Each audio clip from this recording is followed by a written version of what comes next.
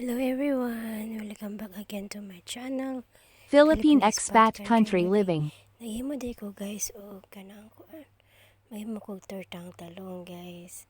So kaning talong before kanang nahimo ani, ako na siyang gipabuka lang gilapuan. Pag maglapo, akong ipanitan, ikuan ako ang panit niya guys niya.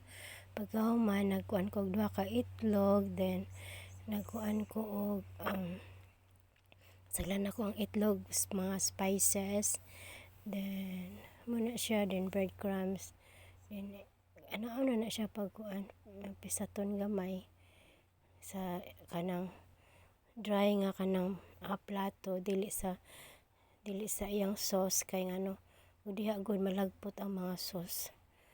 So ingana na siya guys, inikuha ni mo ana, patulog gamay na ibutang sa breadcrumbs diha niya.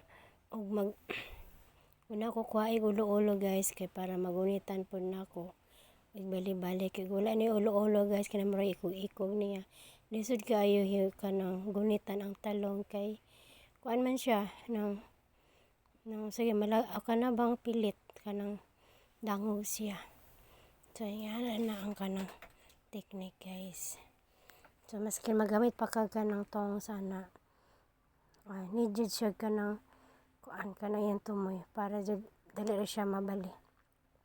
So ibutang sa kaha anak kinahanglan init kayo ang kuan mantika, then di mo na siya ipadugayon kay anyway luto naman ang kanang kuan ang talong. So murag imo ra siya pag brown gamay, then mana siya kaunon ditso and yummy. Si Philip ganahan magud siya talong inganion, pero di na ako inganion, di man siya makaon guys. So kita ko kanang pamaagi unsaon pag kuan sa talong nga kanang makakaon jud siya kay di man mi magbuwag og pagkaon guys. Unsay kaon niya makaon pod nako kay lisod na kaayo ba mag-iya-iyaming pagkaon niya kanang ang gasto baya guys, mahal kay palaliton. So ready na ni siya kanang kuanon ready na siya karon tuod-tuod. So bye everyone, thanks for watching.